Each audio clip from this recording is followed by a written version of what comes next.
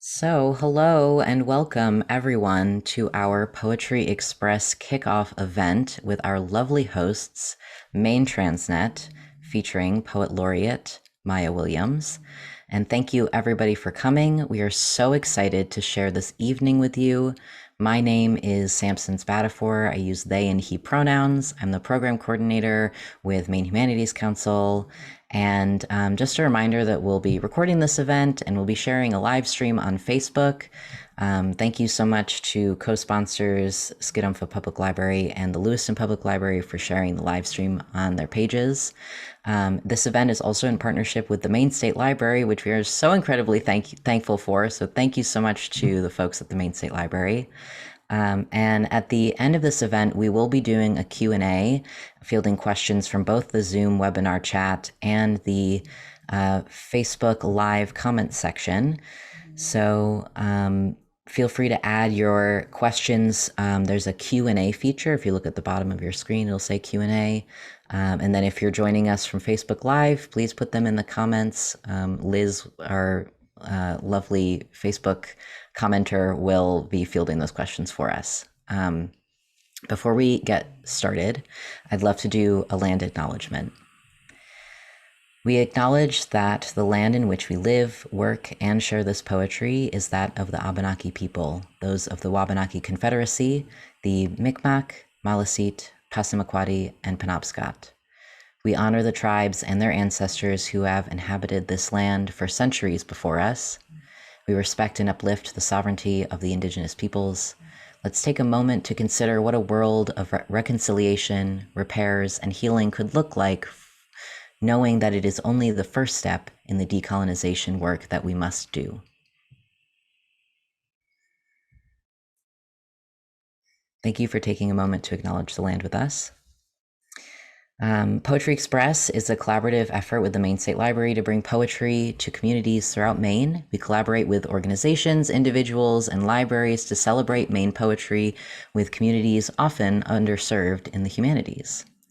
I'm going to pass it off to Malali, who's going to talk to us about MaineTransNet's themes for tonight. I just want to say thanks to Malali so much for being our point person and for helping to put all of this together. It's a lot of work, and I'm really excited that we can make it happen. So take it away, Malali. Thank you, Sam. So I guess I just wanted to say MaineTransNet is more than a multi-generational group of do-gooders and advocates with a common cause. It's often the one safe connection to community for trans folks in Maine. And then with that responsibility, I think, comes an awareness of how important joy and imagining a future where gender euphoria and trans liberation and peace are not only possible, but inevitable. So tonight we'd like to present several voices from MaineTransNet to explore through poetry the theme of gender euphoria, what a world would look like without gender, and peace for trans people in Maine. I think each offers a unique interpretation of what can be a tumultuous, complex, deeply internal process of imagining and seeking peace. And I hope you'll enjoy. Back to you, Sam, to introduce our first poet.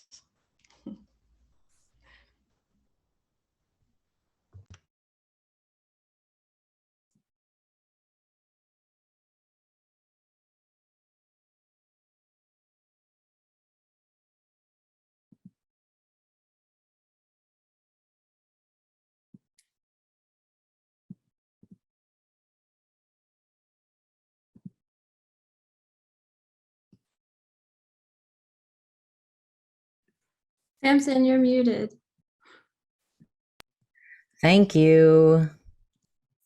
Okay, so now I'm going to share our next poet's bio, who couldn't be with us tonight, but they sent a lovely video of a recording of their poem that they wrote for this event specifically.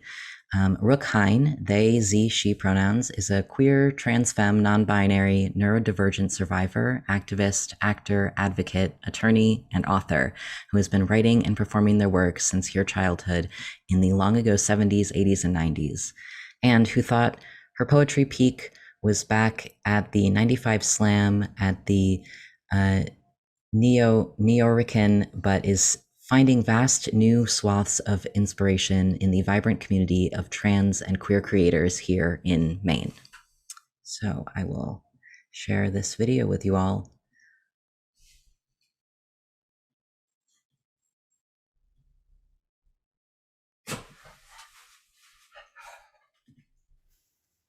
Electric monk. The electric monk was a labor-saving device, like a dishwasher or a video recorder. Electric monks believed things for you, thus saving you what was becoming an increasingly onerous task, that of believing all the things the world expected you to believe. Douglas Adams. In the beginning, the patterns were apparent. The geometry of sunlight through leaves, the logic of a cloverleaf intersection, frightening and delighting the adults with my acuity, writing my dead name as a toddler, the flaws seemingly insignificant. Something wrong there with that name. He did that. Circle back later.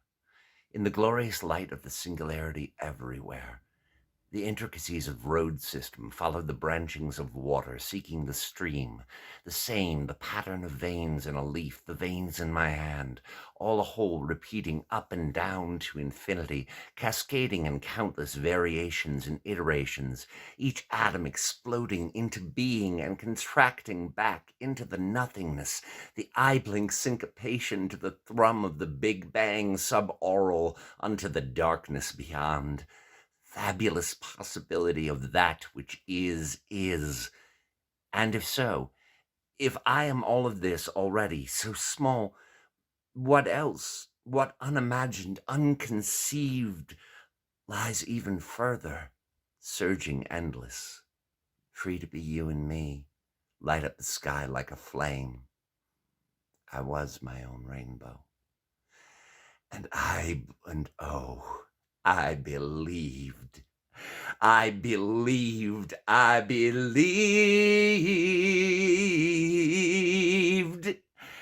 Axiomatic and unquestionable. Faith that had no name for itself. In the doldrums, the ship caught fire. The sails hung limp, while the timbers smoldered and caught. I don't remember the first time I smelled smoke. My mind in torpor as my body seethed with growth. The flaws, now so close, they filled my vision, overwhelmed all scale, eclipsing the light and truth. I am not that, but they say I must be that, but I cannot be that, but that is all that they see when they look at me, but I am not that. My nimble mind could juggle all the paradoxes in the world except my own. Batten the hatches, cut free the sails, let every caged thought fly out into the still sickening sky, the color of bruises and omens, as the ship, pinned listless on this tepid sea, shudders and cracks in spite, seething. Still seething, expanding outward and upward, growing like a tumor, like the fire itself, unquenchable still, all my thoughts liberated from their meat cage circling above. And the pain, the gut truth. Singularity inverted, the essence of that which shatters us into infinite, discrete shards. Do you? No, but you. Still, I know you cannot. Free your mind all you want, bub. Won't change it. Believe in whatever you choose. And yes, within I banked one ember of belief, hidden in the deepest fibers. Fine, kid. See if that can sustain you for 30 years. In the nadir. Best not to speak here. Stay very still and do not look the shadows in their sockets. They will consume me by the end of this sentence, so I must speak urgently but silently as you all flee, and I know the terror is awful clammy upon you, us, we, but I cannot stop, or I will cease, cannot stop, or I will cease, cannot stop, or I will cease to be, but they circle and chew my legs, my hips, belly, chest, neck, as fish encloses the last lines of their teeth receding as I slide down and remember the one thing that the fire taught me, which is change, that within me is this capacity to grow and become more. But the pain, it's just that, though. Pain is only pain, and I know its face better than my own.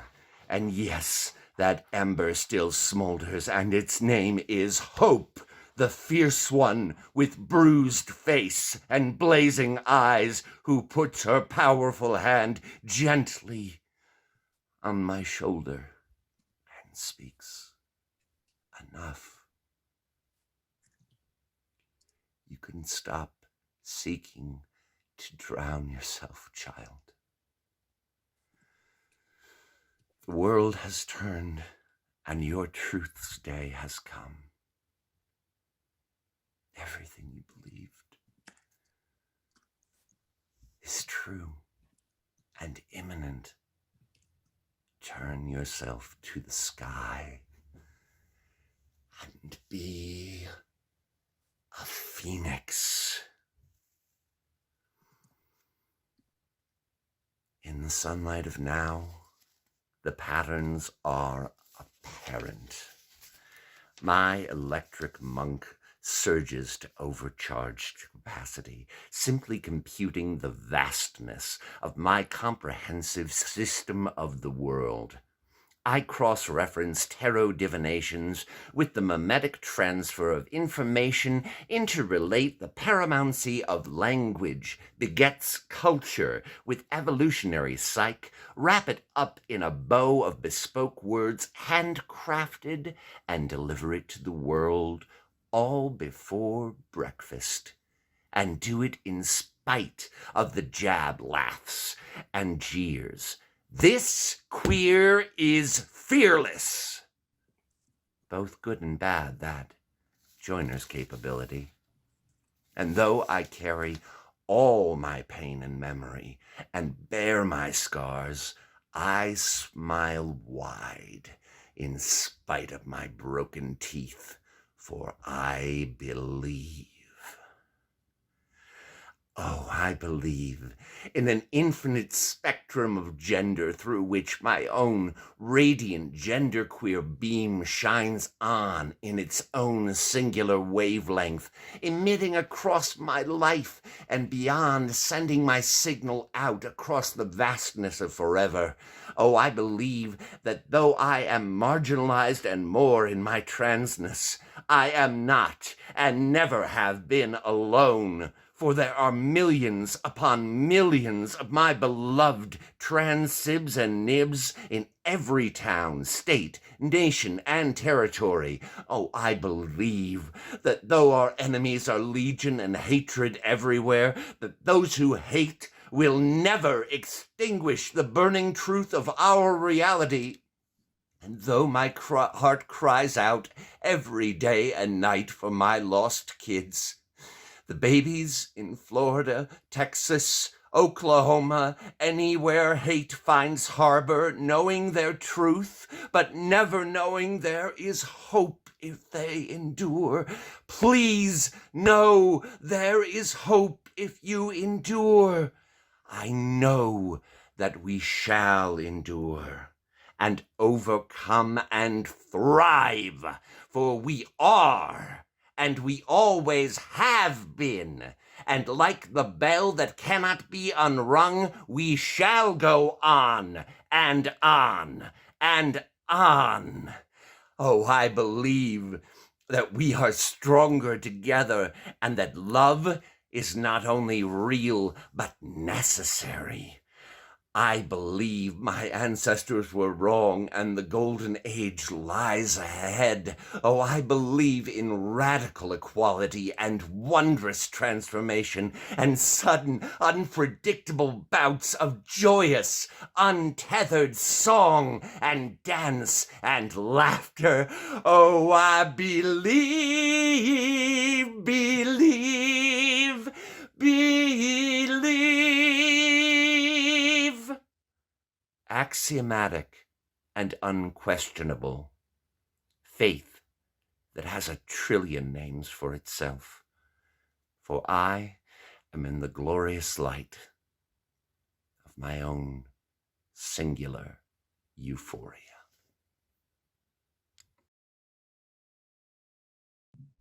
Wow. Wow. I'm so glad that we were able to share that.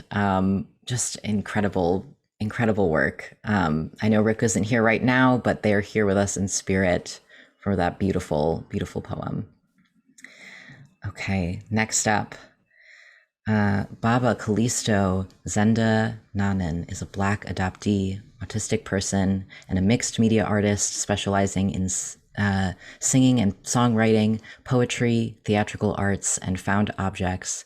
He resides in northern Maine on Mi'kmaq land in Aroostook County near the border with New Brunswick, Canada, with his husband, Ohanisen, child Kalabidi, and dog Zoke, where when not doing art, Callisto is a disability justice and diversity, equity, and inclusion consultant for Epiphanies of Equity and an aspiring environmental and conservation consultant.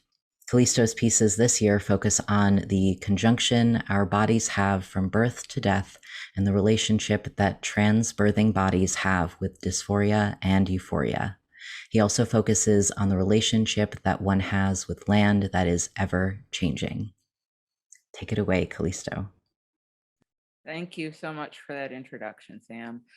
I do not know how to follow Rook, and I'm surprised I just learned about their poetry this year, but I'm going to take it away with this first poem here titled Feeding from Life's Trough, and it focuses on the euphoria a trans person feels through birth. Life's power floating in the ice that melts each spring in large chunks, crashing down the rivers of northern Maine, melting into a precipice to feed humanity. Animals, mammals, reptiles, amphibians, birds, babies, as they grow into elders, distinct, assigned to check boxes by doctors, but life could be different. Life could be euphoric, the pumping flow of blood from me to you, the given waters, the food to you, euphoria, a feeling of pain and screams, a sound of laughter, a privilege is given, but can be so easily taken away. Don't take it away. Don't take it away, the euphoria of life's given power. The second piece I have here focuses on peace for trans people, and it is titled A Poem on Grief as a Queer Person.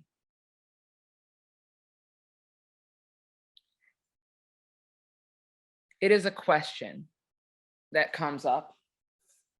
When is the last time you grieved? To that I say now. Is it right to deny a death worker the job because it has not been more than 6 months since they lost someone close to them? Or essentially, do I cut the honesty? Do I cut that honesty and lie? In death, all those lies come floating back, I think. But you are no longer here to hear the gossip. That hurts even more it hurts to see. It hurts to think about. Grief now is more than just the people I've lost. The mother-in-law who is just starting to voice her acceptance, gone too quick. I wish I could have shared that one last story with you. Even more though now, I think you saw this scary world coming and realized that place in the sky was where your voice could be amplified. Queer grief now is not being afraid to share that voice, because my grief is only going to get stronger as it is held in. So to the grief that I hold now around my lost siblings, there is this grief in not being able to be me. Not being able to be me means I am erased, even more so by my biology, by ideology. And with that, we find peace.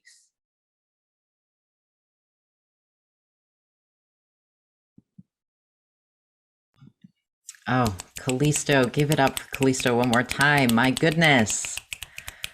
Beautiful, beautiful work. Okay. Next up, we have Alana Salibi. Salibi is a non-binary artist born and living in southern Maine. They spend most of their time studying critters, observing about the complexity of grief, practicing embodiment, questioning the validity of time, marveling at the universe and what it means to be human. You can find them smooching goats and planting sunflowers and squealing in awe at the cuteness of all dogs. Take it away. Thank you. Wow, the poems so far have been really beautiful. Thank you, everyone who's shared so far. This first poem is called Sudoku. I play Sudoku on my phone. The app I have gives me the chance to make up to 2 mistakes before I am interrupted by adware. Today, I realized while playing that a mistake often tells me more than the correct answer would have. From knowing what cannot be, I can deduce what is instead and where the digit of my mistake belongs. This belonging often shows me several corresponding belongings. Often, a mistake brings me closer to completion, quicker than painstakingly waiting for the perfect move to show. And often, in each game, there is a point where you cannot tell, where 2 possibilities exist so equally at odds that there is no way to move forward unless you accept the potential to be wrong.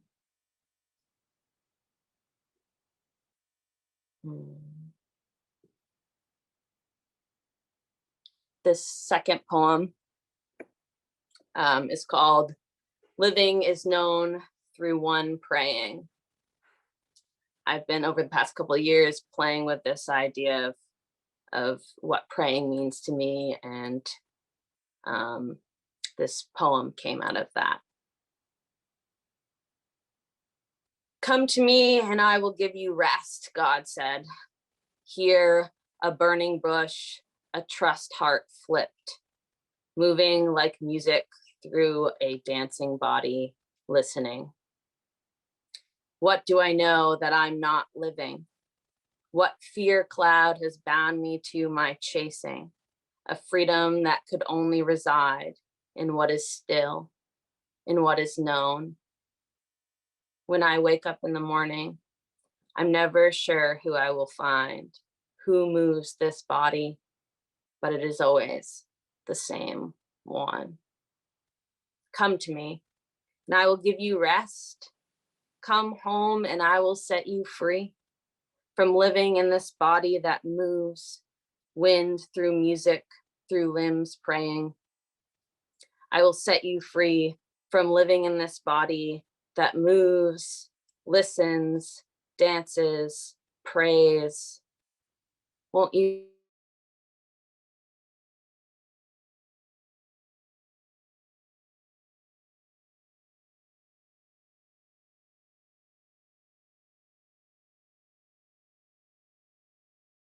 to pull bones, to balance the neck back upright, to right the shoulders tense and proud and strong until the melody stops and you let go.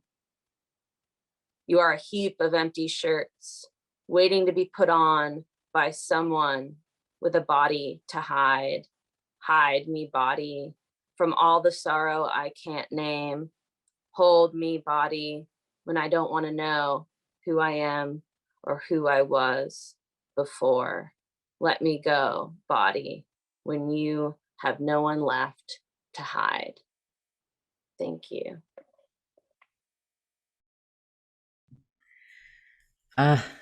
Truly know how to end a poem. Lovely, lovely work. Okay, next up we have Christine Caulfield. She goes by she, hers, and is from Yarmouth, Maine. She has traveled quite a bit, a lot in Europe, knocking around historical sites and drinking real espresso and wine, but not together. She retired from teaching at Gorham High School almost 4 years ago and still misses her students. She spent a summer teaching poetry in Casablanca, Morocco. She is an avid dancer, and she is very honored to be here tonight sharing her work. Take it away, Christine. Thank you, Sam. Okay, I have 2 poems for you. The first one is addressing the latest, I think, arrows and darts being thrown at transgender people about sports. And a good friend of mine plays on a league, and I thought I would write this to support her. So it's called Advantages. They were born large. As their early life progressed, clearly extraordinarily big as big can be big. They were 10 feet tall. Not all at once, but by 5th grade, they were 6 feet. They liked basketball. What advantages! By freshman year of high school, they were just shy of 9 feet. They were average in all other respects, though. Quiet in class, a solid B student. In games, all their team had to do was delay until they arrived at the basket, at which point a high pass, say 11 feet up, would be turned into a slam dunk. And every time people cheered, the gymnasium roared, thundered. But they had been born with conditions more complex than height. And early on, they opted for she. And consequently, she never took showers with the team or went on sleepovers or dress shopping. It would have been ludicrous, as everything for her had to be custom made. Her height was seen as the reason she was shy. And everything went fine until a team trainer inadvertently let it slip and hell broke loose. She had a clear vision and sense of herself, but it didn't matter. Her parents were supportive, always had been, but it didn't matter. Her doctors kept her healthy. Her therapist kept her sane, but it didn't matter. Her brothers protected her. When they were around, always, it didn't matter. And her church prayed for her, but it didn't matter. She was heckled, cursed, graffiti slashed across her locker, elbowed in the corridors, shoved into walls, then Fox News, religious groups picketed, insults, death threats mailed, posted, vandalism, injuries inevitable in the face of so much apathy by the vast majority of those in her town. When she reached exactly 10 feet and could win every game for her team, every scoring record broken, she was removed, benched, isolated, castigated, no more cheers, only boos. The people she counted on to count when it was truly necessary had limited empathy. It avoided a personal loss of anything but the really trivial, a performance of allyship that was quite articulate, which did not stop her bruising days. They had to move away. She died shortly afterwards. Her heart gave out, but to what, we don't know. We used to burn those who were different. Now we're civilized, congratulating each other on how far we've come. That's the first piece.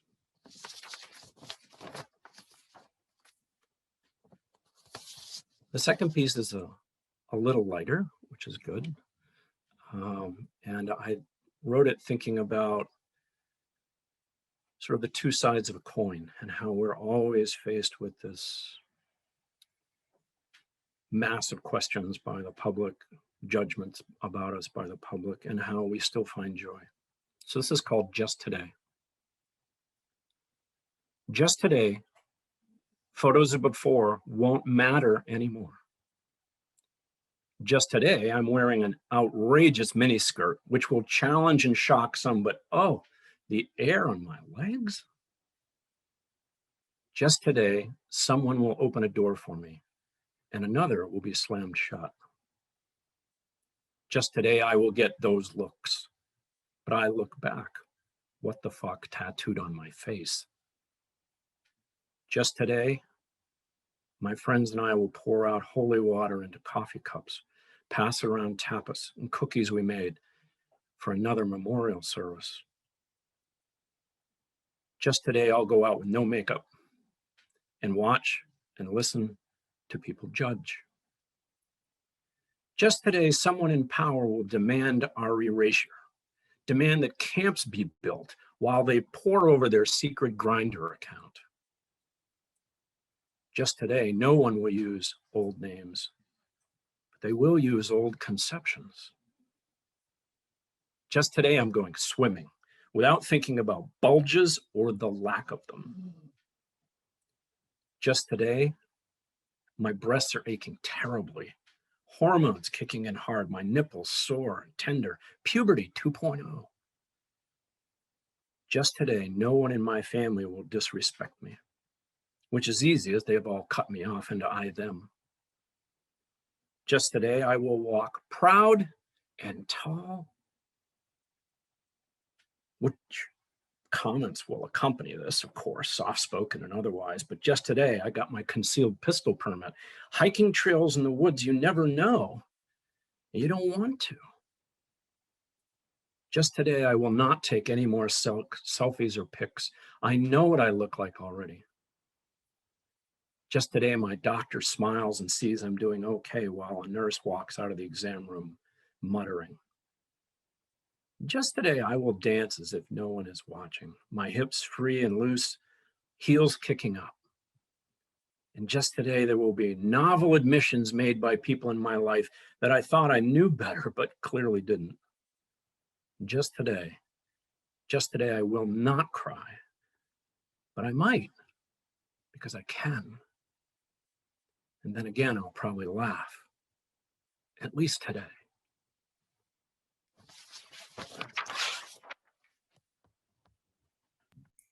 Christine, thank you so, so much for those lovely poems. So good.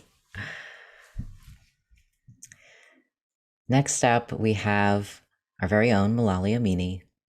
Malali Amini is an emerging non-binary artist living in Maine, focusing on portraiture, identity stories, and inter-community solidarity in their drawings, paintings, and various community art projects. Their background as a non-binary refugee from Afghanistan informs everything from the collaborators and projects they choose to how they present their work and long-term commitment to community. You can find them collaborating with various members of the Portland Drawing Society and supporting arts programming for all ages at MaineTransNet. Take it away, Malali.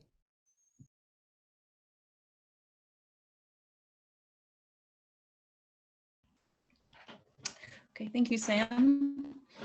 So I chose two poems. The first I'll read is called Silhouette Elephant in the Room by Jacob Frick, a Maine-based trans poet.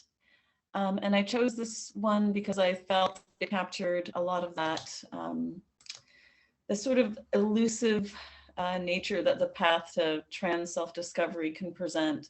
Can be confounding, but the flip side of it is it can also be very rewarding and curious. And there's no long-term cure for curiosity. You just kind of keep it going.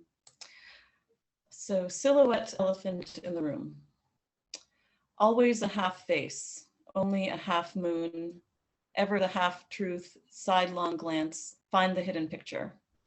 The noiseless guest in the room, always right there, always as if not right there, always banner undeclared, always a half flag to fly in torn air, always a shadow traced on the wall, always center stage as after image, always a portrait as entirely shadow, always just this year's silhouette cut down to this minute's deadeye, unpronounced right here at your left eyebrow. Always the quickest outline, always a courtroom sketch, deep as a greeting card, falling flat as a wanted poster, always the poster child for the half-told. Never the figure, always the trace, always a half-tone hello, always a cone-eyed truth, always a paper cutout covering the dark side of the moon, always the shut cover of a book on this very table.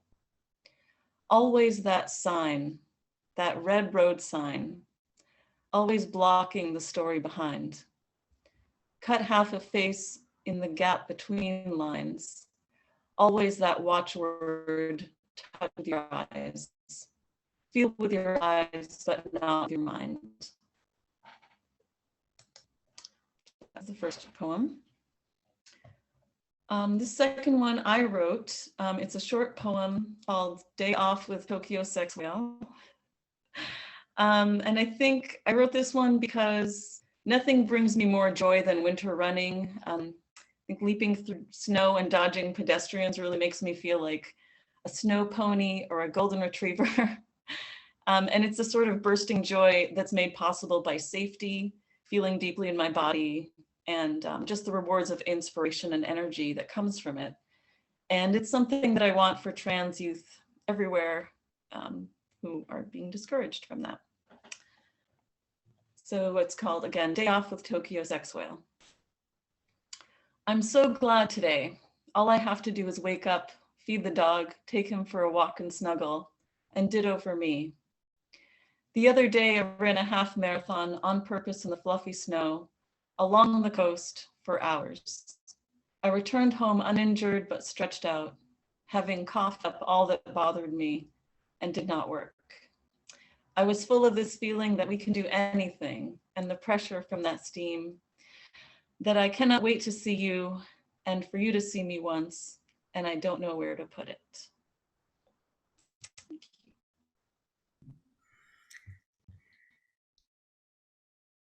Thank you so much for both of those poems, Malali. Okay. So up next is me, actually. I'm going to share a couple poems. This first one is a poem that I actually wrote in one of Maya's workshops that happen on Sunday mornings. The prompt was, "It's not always rainbows and butterflies," and I was given from the Jar of Destiny the word brown. A new color of the rainbow had shown up in my sky. The color was not the same greens and yellows of the trees outside my window. The color was not the reds and pinks of the tulips in the curbside gardens. The color was not the whites and blacks of the seagulls and crows that fly over my head. It was the shit color brown on my windshield as I drove under a street light. I turn on my windshield wipers for some clarity, back and forth, right and wrong, belief and denial, hoping to smear the brown enough to paint a picture that I want to see. I thought that I knew every color of my personal rainbow. I thought I understood a lot more about myself than I was letting myself believe. Sometimes the new colors sneak up on you. Just when I thought I was done with my journey, just when I thought I had stopped shifting so far I wouldn't fall off the cliff, just when I thought my world had grown vast enough that it couldn't expand anymore, I was hit with something new. Life's not always rainbows and butterflies. Life can be a gray cloud, a storm that brews and rumbles. You can hear the thunder, but you can't see the lightning. You know it's coming, and when it does, it shocks you. But rainbows can only show at the intersection between the sun and thunderclouds, the darkest of clouds, and the warmest of rays, rain down crystals of brilliant hues that spray across your sky. Sometimes your rainbows are shitty brown, but you have to remind yourself that the earth that you walk upon is dark brown too. It supports you as you push yourself up and rise. The beautiful colors of this world could not exist without the dirt you so readily wash off your shoes. Maybe that's why the bottoms of our feet and the energy that lives inside us are both called souls. Let the ground connect to the soles of your feet and the soul of your being. And don't forget to look up, because you might just catch a new color in the rainbow. Thank you, everybody. So this next one, content warning for the Q slur, T slur, and F slur. This was another one inspired by one of Maya's prompts about reclamation. And I think that as we think about joy for trans people, peace for trans people, a lot of times we're thinking about how we take the words that were once used against us and use them as our own. So this is a reclamation. Define reclamation: the process of claiming something back or of reasserting a right. I assert the right to be queer. I assert the right to be a tranny. I assert the right to be a faggot. I assert the right to be queer. I assert the right to be. I assert my right. I stand tall, chest out, scars displayed like a pride flag on my front lawn. Second definition: the cultivation of wasteland or land formerly underwater. The wasteland that was my life before reclamation. It was barren greenery. It was filled with trash that smelled of patriarchy, oppression, gender stereotypes, and power imbalances. It was a lonely hill that so many stand to die on to keep me and my trans siblings oppressed. The land that was my life was under the surface of the lake, murky water surrounding my understanding of self. Only until I came up to the surface, made a reclamation of this land to plant my stake, did I see my reflection back at me on the water's surface. Thank you, everybody. Okay, everybody. I have the great pleasure to introduce our next poet, Maya Williams, a, they, and she pronouns. Maya Williams is a Black multiracial non-binary suicide survivor who is currently the 7th Poet Laureate of Portland, Maine. A has published poems in venues such as the Portland Press Herald, the Cortland Review, Indianapolis Review, FreezeRay, Amjambo Africa, glitterMOB, and more. They were also one of 3 artists of color selected by Indigo Arts Alliance to represent the state of Maine in the Kennedy Center's Arts Across America series. She will graduate with her master's in fine arts in creative writing with a focus in poetry from Randolph College in June of this year. Their spoken word performance when speaking to an extraterrestrial was selected for a Patron's Choice Award by the PortFringe Festival in 2019. And you can find more of Maya's work at mayawilliamspoet.com, which I will put in the chat for everybody to check out after this. But let's give it up for Maya Williams, our feature this evening.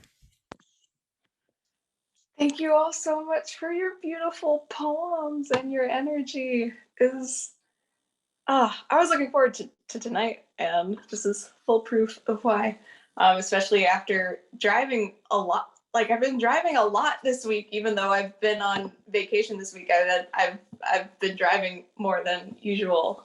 So it's been nice to just like sit back and lie down and listen to people's poems without joy. So thank you all so much for sharing your joy and your stories with us.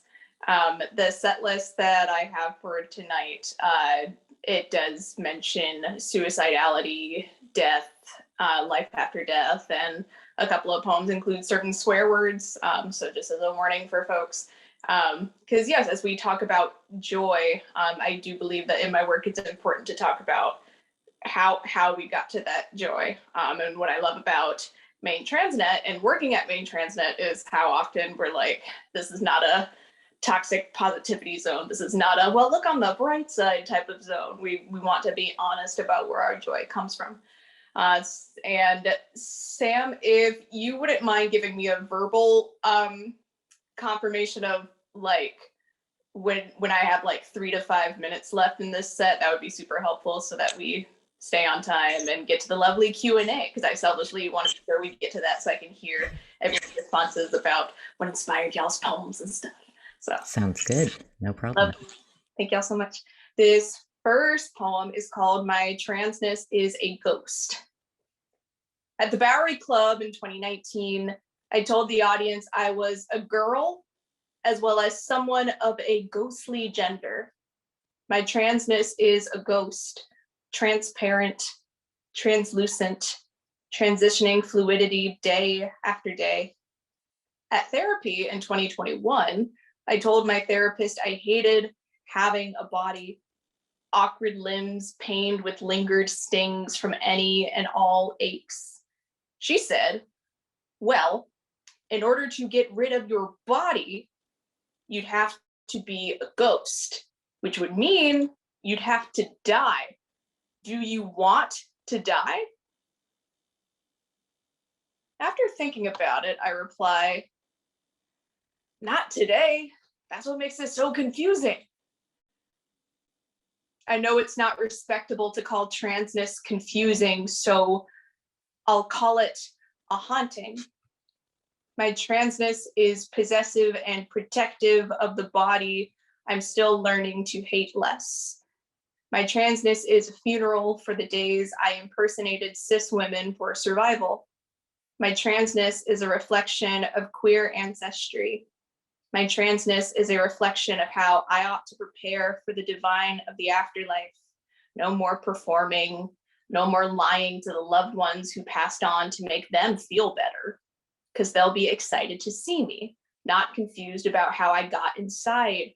We'll hug each other, cook longer meals together, because I'll no longer have the excuse of the burden of time. Time is transparent on the other side. Time is translucent. Time transitions its fluidity day after day. Time is nonlinear, and so is my transness. Thank you. So this next poem is called Hopscotch to and Fro. Oh, thank y'all for the love in the chat. I appreciate it. My dad scruffs his bristle up and down his chin while he watches the 4 of us play hopscotch. This time, he let my brother play with us.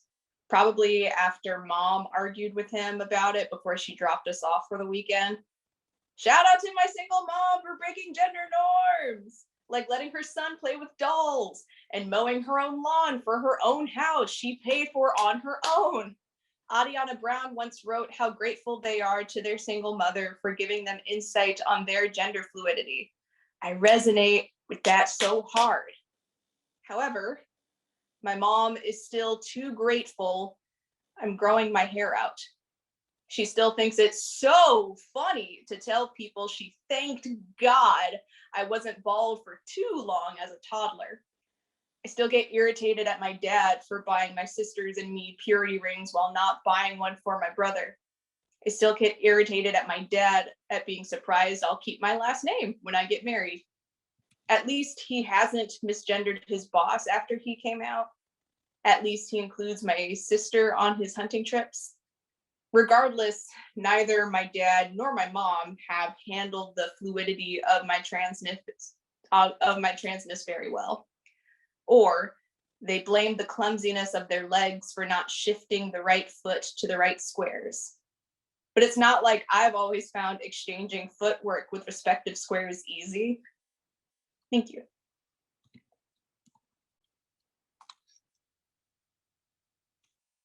So Wicked Enchantment is a collection of poetry by Wanda Coleman that was edited by Terrence Hayes. Wanda Coleman's no longer with us, but her poems certainly are. And this poem is for Wanda Coleman. I have waited 3 months for Wanda Coleman's book. It kept getting delayed. Phone calls did not make the delivery faster. Neither did breezing through books I had in the meantime. 1 week ago, it arrived at Print a Bookstore, safe in its brown paper bag at the curbside. The pages smooth to the touch with no sign of worn discoloration, but they know what comes next in my captivity. This week, my anxiety threatens my mortality. Withdrawal-induced headaches from lack of internal chemical vibrations. Withdrawal-induced spit builds under my tongue from lack of dry mouth. Tears over an article about police officers who got fired for killing porcupines instead of for killing Black people. I read Wanda's work. Wrapped in my partner's plaid blanket, I realize that God waited for the right time for sustenance. Sonnets that decolonize my mind about form. Idioms that hold me like my grandmother's arms in an embrace. Room to cast curses to mitigate apocalyptic harm. It's too cold outside. And amidst all the upheaval God allowed, amidst the wait for new medication, amidst the need to take a break from the news cycle, God gave space for soup. Thank you. So I've been growing my hair out for quite some time. And this undercut gives me a lot of gender euphoria. There was one point in time though where like I cut my hair super duper short, and a lot of folks were like, "Oh my God, why?" And number one, because I wanted to, and number two, mental health. And this next piece is called Samson and Suicide. Samson said, "Let me die with the Philistines." He pushed hard and the temple collapsed on the rulers and all the people in it. He killed many more people in his death than he had killed during his life. The book of Judges, chapter 16, verse 30. From the moment Samson had his hair cut, he let go of his strength, his sheets, his lion carcass trophy, his indulgence in honey, his riddles, his ex's tears, his kingdom, his team of fellow soldiers, his parents' respect, his ropes, his shackles. He took people with him and was praised for it. I thought that cutting my hair would help me let go. I refused to take anyone with me. Thank you. So this next piece is coming out in my first collection debut book of poetry through Game Over Books next May in 2023. And I had the opportunity to perform this for the TEDx conference at Cape Elizabeth High School much earlier this month. And it's called Convince Us to Stay. What most people don't understand about suicidal ideation is how hella convinced we have to be to stay on this earth. Some days even want to stay. It's not enough to tell us that we'll burden someone if we leave, as often as we think we'll burden someone if we stay. Ideation is the double-edged sword we never asked for. Then again, we never asked to be alive either. Ideation is the pendulum that swings from one alternate universe of darkness to another. Convince us of an alternate universe of light that exists out there. With less cliches this time, with more cliches we can be proud of, with natural prayers, with no empty prayers at all. Convince us of a better future ahead without the pressure having to fucking think of one. Convince us of possibilities without providing us fucking barriers in the same breath. Hear us. Commend us for our survival without us having to experience the threat of a disappearance in the first place. Need us. No, I mean really need us. Not because it'll make you feel better, because it'll make all of us feel better. No, I mean really feel better, like freedom of life without giving compensation for it after saving it through its failed attempts. Like summer rains being the occasional cleanse we desire with its liveliness within the gray. Like being so fucking present, being a blessed gift in of itself. Only no one has to wrap or rewrap it for us. Mental illness unravels like a motherfucker. Convince us of the belief that we can wrap and rewrap it ourselves. Thank you. And I'm really glad that I chose to read this at the TEDx event, because a lot of trans youth came up to me and was like, wow, there's a trans person in the state of Maine who's alive at an adult age. And this should not be a phenomenon, y'all. This should not be something that young trans kids are exposed to. What's joyful about being alive needs to be shared with trans youth more. It needs to be shared with trans people more. And in order to convince trans people to stick around, we need to be given better reasons to stick around, such as inclusive healthcare and the eradication of transphobia, so on and so forth. So this next piece is really old, but I like it and it's short, so I'll read it. It's called Revel in Filth. Rake yourself in the mud without wondering how you'll get every twig and moss out of your hair. Immerse yourself. Overwhelm yourself in the rain that caused this mess. Call it a dirty baptism. Call it a heavenly mud bath. Call it reclamation of the body amongst this circumstance, not in spite of it. Roll around. Cake yourself in the substance that will crust itself gradually. Encase yourself into a cocoon of filth you consented to. Sing hallelujah for the slight freedom you have before the sun returns.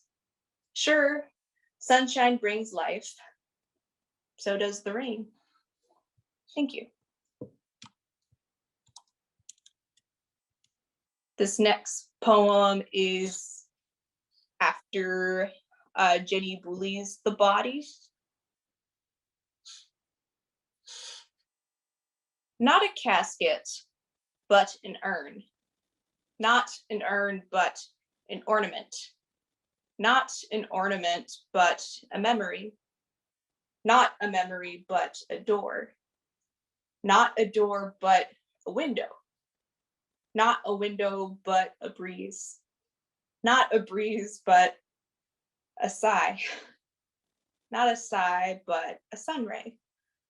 Not a sun ray, but a rain cloud. Not a rain cloud, but a bed. Not a bed, but a wound. Not a wound, but a sore. Not a sore, but a hug. Not a hug, but a gaze. Not a gaze, but a breath. Not a breath, but an ending. Not an ending, but a beginning. Thank you.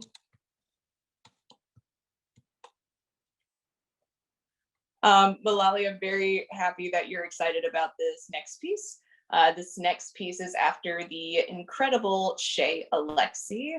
They're a trans poet based in Georgia, and they're actually my fellow pressmate, and they're going to come out with their own collection of poems about OCD and gender.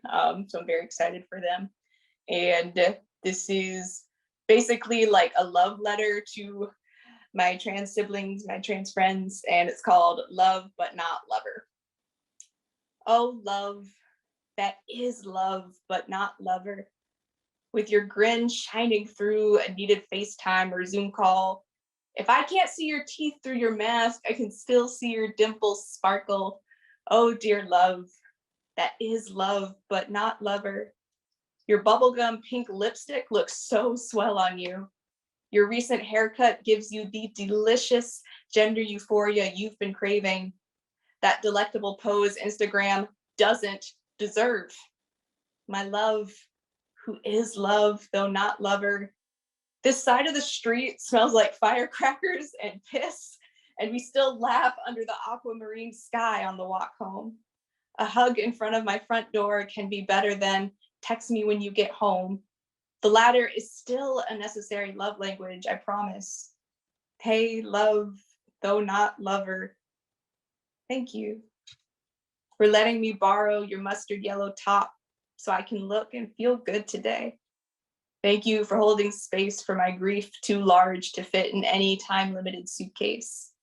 Thank you for being my friend. Thank you. I think I have 1, 2, 3, 4. I have 4 more poems left. Sam, how am I doing? You're doing great. That's perfect. Great. So this next poem is an erasure poem. And this poem would not exist without this lovely artist named Valeria Bembry. And she facilitated a workshop through the Words of Fire retreat. And it's a retreat held every summer specifically for Black and Brown folks of marginalized genders.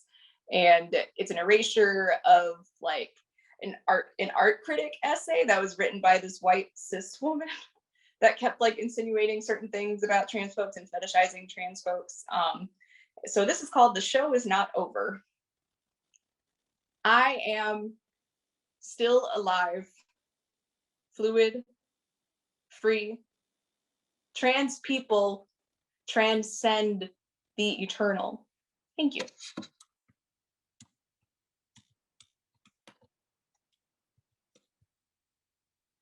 Sam and I went to a high school to facilitate a workshop and facilitate a slam. And it was so much fun reading this to an audience filled with young people, because like after the first line, it was nice to hear a student engage with like, no, I like literally say out loud, no, I didn't know that. This poem is called I Am Living for This. And it shouts out to the lovely Mae Martin, who's a trans comedian based in Canada, and they have a show on Netflix called Feel Good, which I highly recommend. Second season is so much better than the first season. So, but both are still well-written. It's still a well-written series overall. But anyways, the poem. Did you know children have suitcases now that can operate as scooters? Red and blue zipping through DCA. What a way to pass the time of a layover. I am so in love with that woman's braids. What I'd give to feel my fingers crafting from my scalp to my ends, to feel like a visual work of art, a masterpiece. The sweetness of the frosting of a strawberry donut. Are you kidding me? So good. I have 2 more pages of this book left, and it's always exciting to complete a collection so a new one can be started.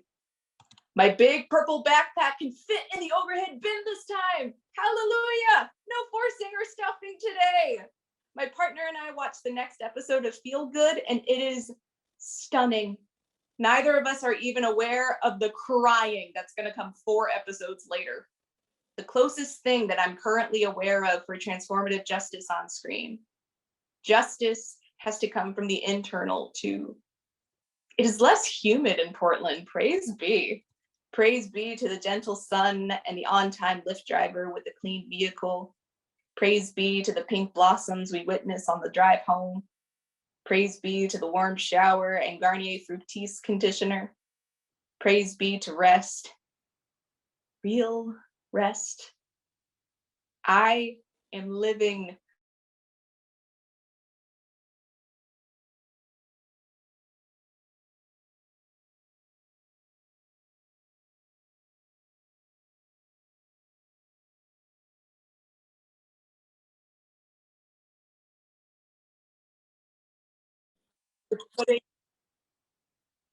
What is so wrong with putting a name to rest so a chosen name can rise? Thank you. And I'm seeing a lot of things in the chat. First off, thank you, Jan. I'm pretty sure I'm going to send an email to Maine Humanities Council at some point, if I haven't already. And about the book. Oh, thanks to folks for quoting pieces of the poems and and oh my God, Sam, I saw that. No, I didn't know that as I was reading the poem. Like, of course they would do that. But yeah, the very short poem I just read it was in response to I was doing a training for my job at MaineTransNet, and a cis woman was like, "Hey, we're trying our best to like decrease the use of violent language, such as like, oh, you're killing it, and like you're gonna smash that presentation." And I'm like, "Yes, that is fair. I'm so glad you're doing that." But then she proceeded to say, like, "What's an alternative to dead name?" And I got so upset, and I want to believe I kept my cool. Like, if I didn't keep my cool, I trust my colleagues to tell me if I didn't keep my cool. But yeah, like myself and my colleague Chai were like, well, yes, there is an alternative. It's called a given name, but at the same time, we were like, it's not violent. The phrase "dead name" is not violent. I have one more poem, and this is like, because I know that I've read a poem earlier that featured like a Bible verse before talking about suicide. This is like, I keep referring to this as like my happy suicide poem, because this takes a biblical verse about like when the Apostle Paul witnesses essentially a correctional officer, his specific correctional officer, about to attempt suicide, and Paul is like, "Stop. Do you want to come with us instead?" And honestly, it's a beautiful story about prison abolition. But this is called Paul's Externalized Response to His Jailer's Attempted Suicide, and this is after the lovely poet Lindsay Young. When the jailer woke up and saw the doors of the prison standing open, he drew his sword and was about to kill himself because he assumed the prisoners had escaped. The book of Acts, chapter 16, verse 27. Hey. Look at me, man. I can't stop you from what you want to do or whatever thoughts emerge in your head. I can tell you that it's not your fault. You don't have to be trapped here anymore. Hey, look at me, man. There is a light at the end of these cavernous tunnels of ours. No, fuck the end of it. Because there's no end for us to get to. Hey, look at me, man. How about we try living? Thank you so much to the Maine Humanities Council.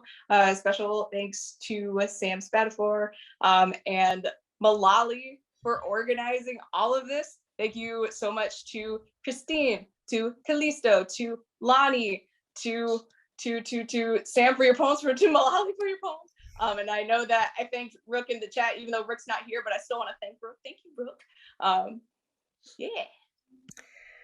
Yeah. Thank you to all of our poets, everybody for sharing. Thank you to everybody in the chat who's hyping us up, everybody watching, and those who are watching on Facebook. So appreciate all of the amazing energy in this Zoom internet space, as much as we can make that a thing. So we'll go into our Q&A. Again, there's a Q&A feature at the bottom of the screen. You can always put them in the chat as well. And I guess I will turn it over to Malali, who will be moderating this lovely, lovely Q&A time.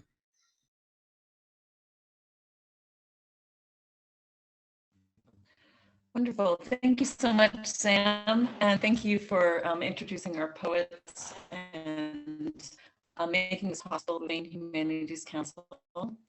I guess just to sort of start our Q&A while we're getting some questions from our attendees and audience members, I guess I'd just like to ask, what draws you to poetry from our panelists? If we start with Callisto, what do you love about poetry? Could you repeat that? What brought me to do poetry? You're breaking up a little bit.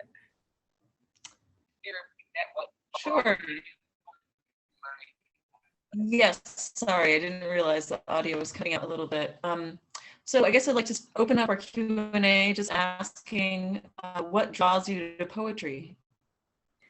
Yeah, what drew me to do poetry was at an early age, my parents, I'm a transracial adoptee, had taken me to storytelling festivals, and that brought me into the world of storytelling.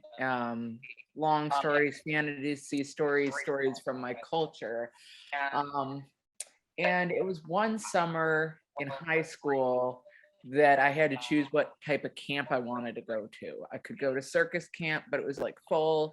So I ended up at the Art Institute, and there was a creative writing camp, and very similar to like tonight's event where folks are like, can we all just get together after this and talk poetry and share poetry in a informal space. But I feel like it's a way of self-expression. Today, just initially talking to Sam and before the event, I was like, well, I did just have a baby, but I'm interested in writing some poetry. If you just tell me what the theme is, I'll get it to you.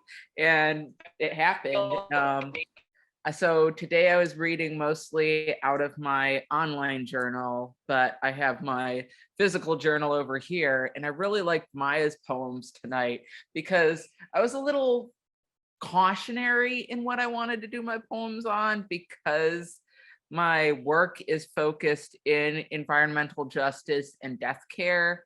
And I am also a suicide survivor. And most of my poems, I was like, oh, these are depressing. And the poems that I chose to read tonight, the first one that I chose to read focused on my euphoria and how I started to re-understand my body during the process of birthing my child. And then the second poem pulled from a poem that I did for a writing camp on queer grief. So I reworked it and presented it. But what brought me to poetry was just a space to tell stories in shorter snippets. And that's the easiest way I could put it.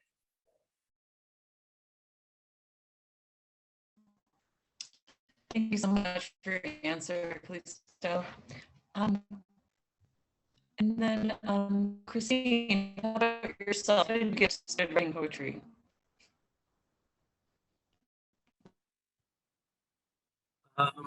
I started writing poetry back in 7th grade, and it was the result of some pretty serious issues that were going on. And I had a wonderful English and drama teacher who encouraged me to write. And I just started writing about things that were, well, deeply impacting me at that point. That's middle school. And it was terrible stuff, but I kept writing and stuck with it.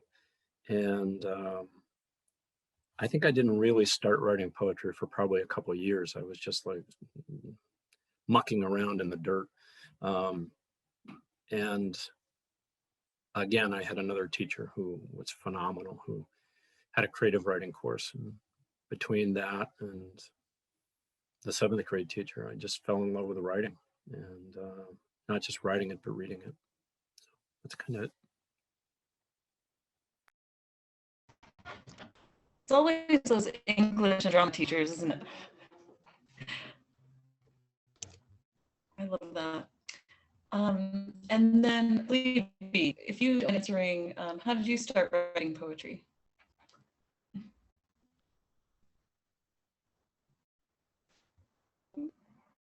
Were you talking to me? Sorry, Lonnie. Yeah, hey. I couldn't really hear you. I'm sorry. I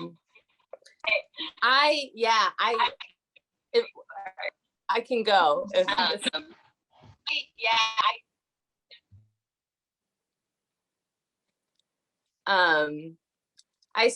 think I was really trying to sit and remember when, like, the first time I like wrote a poem, like, not because, first grade teacher was like, this is how you rhyme, and I was really kind of digging, like, when did I like have that moment? And I was like, oh, I have to, because sometimes when I'm writing, it feels like I'm going to like vomit if I don't, so I was like, when did that start? And I kind of sat with it the other day, and I have this a little story I can tell you. I was like, I had like just turned 9, and I had this friend growing up who was like kind of a nemesis. Like, she kind of challenged like my morals in a way that like added a lot of gray space. And, I was always kind of like, we were kind of at odds, but we were also friends. So it was kind of this interesting kinship. And she was ill for a while. She had like a rare type of cancer, and I just turned 10. And she wasn't 10 yet. She was a little bit younger than me. And that fall, she passed away. And I remember being a little kid, in the car on the way to the funeral. And my mom had purchased a card for Sarah's mother and was like, sign this, write something. And I kind of looked at my mom and I was like, what am I supposed to write? It's like, there's nothing to say, it's just one of those deaths that like, it's really hard to make sense of. Like, everyone's like, no child should die, or, it just feels horrific. And I'm sitting there and I'm like, what am I supposed to write? And my mom says something like, like, often people say like, I'm sorry for your loss, or something like that. And I just remember having this feeling of like, that's absolutely not good enough. Like, that's garbage. Like, what the fuck? Like, excuse my language, but like, I was 10, so I probably didn't necessarily think that way. Did you but not hear me like perform a lot of poems with the F-bomb? And I think you're good. I mean, and so I kind of just like, I remember it was in the fall because I'm looking out the window and it's like all these leaves are falling, and I'm kind of like, my brain's like, how am I supposed to like create like something like grounding about this experience? Like, what can I like offer this mother that like, like what little tidbit of like something could I give to her? And like, my child brain was trying to make sense of things by thinking about, Sarah as like this leaf that like, now is going to like separate from the tree. And like, it's of course like, I'm like 9, so it's like not necessarily a good poem. But I was kind of trying to make sense of death by thinking about like, oh, like these leaves biodegrade, they become part of the tree in a different way. And it's like still connected, but it's like not, it doesn't look the same. And I tried to like express, a feeling that like was too big for words, that you needed to like give in pictures in a way. And I like, I did my little poem in the card and, gave it to my friend's mother at her funeral. And I just remember her like, clutching me, and I remember even in the moment being like, did I do a bad thing? Or like, because it's just, it obviously translated in this way that there was like this connection, and we could kind of like, maybe not be like, I don't know, it just felt like poetry happened because there was no other way to say what needed to be said. And I feel like that's why, poetry keeps happening, because it's like, it's still, there's still more that doesn't make sense. You have to keep digging and sifting through. So it's like a fun practice for me to like, try to like play a little bit, but also like, language exists so that we can connect. And it's like, my way of trying to like pull out of the isolation, of the confusion of being alive. So I think that's mostly why I like poetry. Wow, that's a really great answer. And you think poetry as like pulling for imagery and words. It's very complex audiovisual communication. I really love how you put that. And I guess I'll ask Sam, were you born writing poetry, or how did you get started in poetry? No, not quite. Yes, also shout out to, let's see, maybe 10th or 11th grade creative nonfiction class that allowed me to start writing some poetry. But really all of the English classes, where there was any inkling of a chance to write something, I was like, yeah, poetry. Was it good? No, of course it's not, because you're young and you're pulling at the easiest metaphors possible. But then I took a very long break from writing because I went off to college and did theater. And there's no time for anything else when you're in theater school. So took a big long break, and then made my way back to poetry when I started doing, I don't know, like somewhere along the road, I got a little bit self-conscious about my own writing. So I started doing erasure poetry, which is taking a piece of text that's already available and taking away words to make your own poem. And that was like the easiest way for me to access poetry at that time. And so that's how I got back into it in college. And then thankfully for the great poetry community in Portland, Maine, I've been really starting to take off with writing. So thanks to Maya. So shout out to Miles Bullen and yeah, all the lovely trans poets that I've been able to write with and be in community with. So yeah, that brings us to today. I can just pass it right on to Maya because I'm sure that they would be the next person to go. I loved hearing each of your answers. Y'all, like, oh my goodness. I'm so blessed to be in the same space as y'all and to work with y'all all the time. So I've been writing poems since I was 8 years old and writing in general since that time. Like I would keep journals like basically from the age of 8 all the way up to now. It wasn't until high school that I started to perform poetry, and then it wasn't until college that I was like competing and performing in poetry from college all the way until like a few months after grad school ended for me. Then I still continue to perform since then.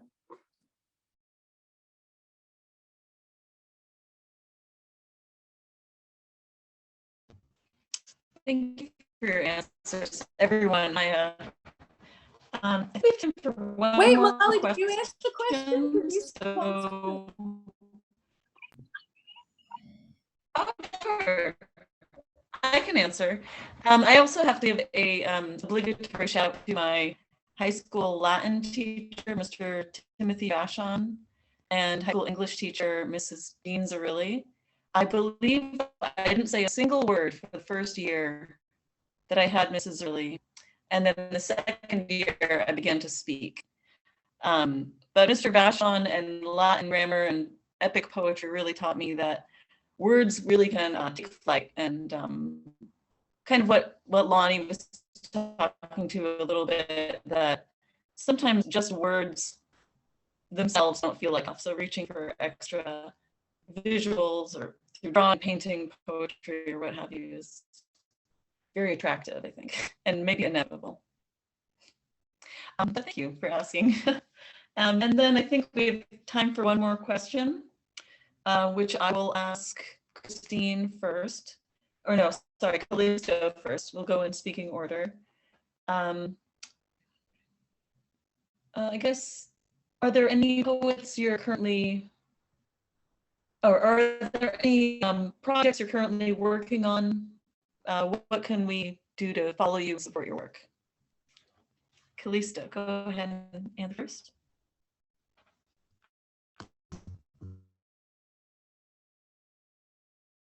Callisto, you're muted. Thank you for letting me know. I guess I did mute when the baby started crying. I'm currently working on drafting my memoir, and I'm also working on a piece that I was inspired by after starting to write that poem that reflects in my work as a full spectrum birth and death doula that works on the focus on the relationship that I have as a trans person with rebirth, growth, and death, and environmentalism. It's not coming out anytime soon. I do have 2 Instagram channels folks can follow. Well, actually 3, but you don't need to follow my dog. That is Callisto_Nonin and the Death Anthropologist on Instagram. And I have some websites that are under construction that I'll share at a later time.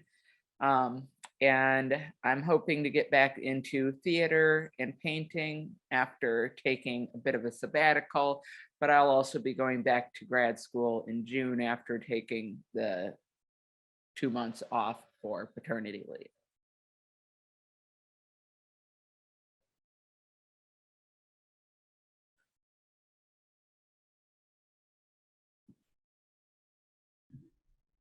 Thanks, Callisto. Green, like to answer next.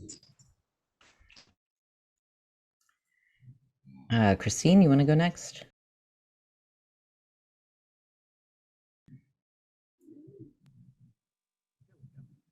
I think you're still muted. Yeah. Come closer to the mic. How's that, better? Oh yeah, there it is. Okay. I read a lot. I read probably like 5 or 6 books a week. That's not an exaggeration. And in that time, I always find time to read poetry. But right now I'm reading a book my daughter gave me by June Jordan. So these are poems by a person of color in the 60s and 70s who was really important to the civil rights movement. And I'm also revisiting Erich Maria Rilke, the German poet. And I spent 8 years living in Germany, and I love some of the real German poets, Hess and Rilke. And he's just got a way of speaking about things that is pretty stunning. I just published a book in February. It's on Amazon if anybody wants it. It's cheap. And I'm working on a second one. So I'm about at least 15 poems into the second book, and it's just a lot of fun. Can I hear the title of that book that's out right now? The one that's published? Yeah. Look it up under my name, but Okay. it's 70 poems, and it's called A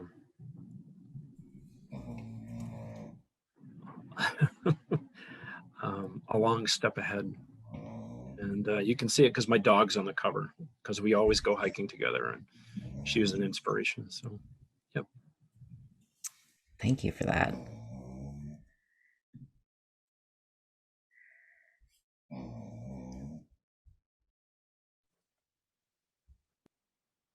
Go for it, Lonnie. Great. I was working on a collection of poems all winter, and now I'm gonna edit them and maybe put them together in an order I don't hate and see how that goes, you know, baby steps, baby steps. I have an Instagram. It's called This Is a Horse Asleep. That you can find me there. There's not a lot on there, but maybe there will be, you know, if I finish what I start, which so far so good, you know, the starting is happening. So that's what I've been working on. I mean, I've been reading a lot of stuff also, so editing and reading things, but yeah, thanks.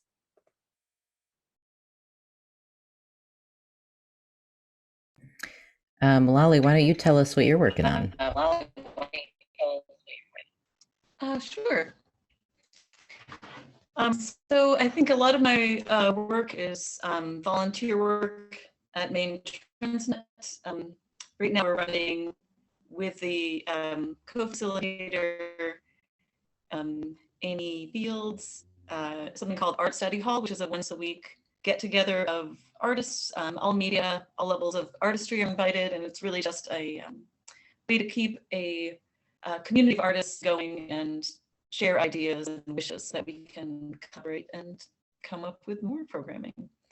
And then otherwise, I'm collaborating with friends through Portland Drawing Society, little secret projects around town, like little mouse doors with paintings that you can see when you open the mouse door.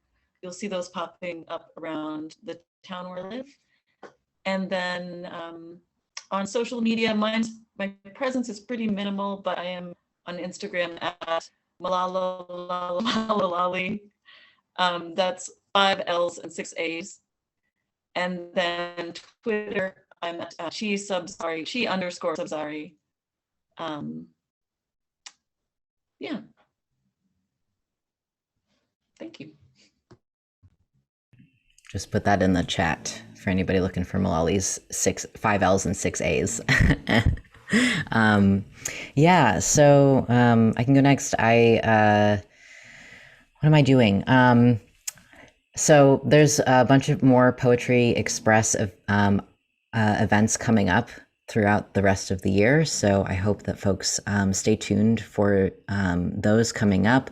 I know Lelania is here, who's hosting one, which will also be on Zoom. So folks can join that, which will be in October. There's also one up for folks who are in the Fort Kent area. The University of Maine at Fort Kent is putting on a Poetry Express event around Acadian poetry and culture. So that'll be very exciting.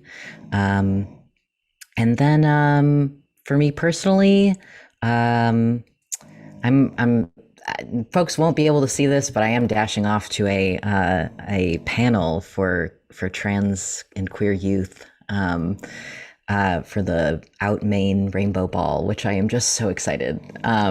I just love the youth, and I can't wait to answer all of the wonderful questions I'm sure they will have. And that, I think, speaks to what Maya was saying earlier about, you know, young trans folks need to see older trans folks just existing and living and being, you know, fully grown adults. So I'm excited about that.